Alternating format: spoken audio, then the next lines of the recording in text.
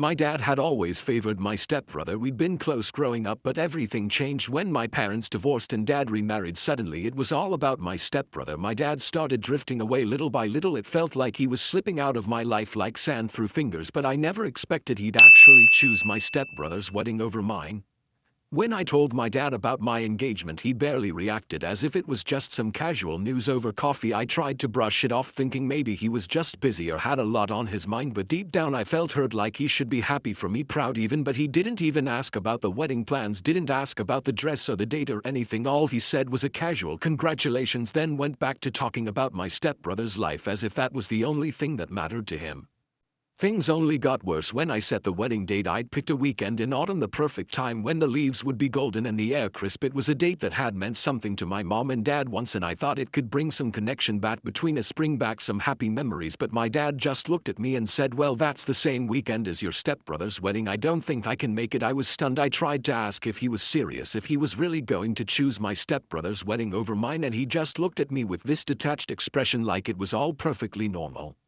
My grandpa had been listening quietly in the background, and I'll never forget the look on his face when he heard my dad's words. He was furious. He told my dad off right there in front of everyone, saying no father should ever treat his daughter that way, that he was ashamed to see his son acting so heartless. My dad just shrugged and walked out, leaving me standing there with my grandpa's arm around my shoulders.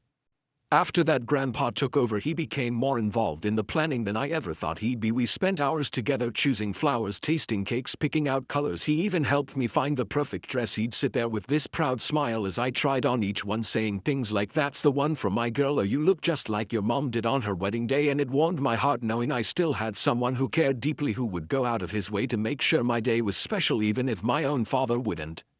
As the wedding day grew closer, I couldn't shake the ache of my dad's absence. I'd see other brides sharing moments with their fathers, walking down the aisle, having that first dance, and a part of me hurt, thinking I wouldn't get that my dad had chosen to miss out on one of the biggest days of my life just to be at my stepbrother's wedding. It was like I wasn't even worth the time or effort.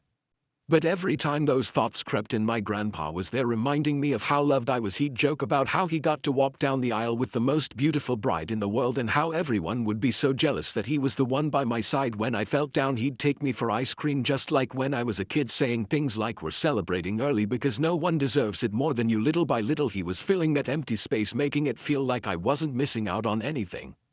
The day of the wedding arrived, and it was everything I had dreamed of. The sun was shining bright, the leaves were golden just like I'd imagined. It was a small ceremony, nothing too fancy, but everything was perfect, from the flowers to the music to every detail that Grandpa had helped me plan. My friends and family filled the seats, and I was surrounded by people who truly cared about me, who were there because they loved me and wanted to celebrate this moment with me.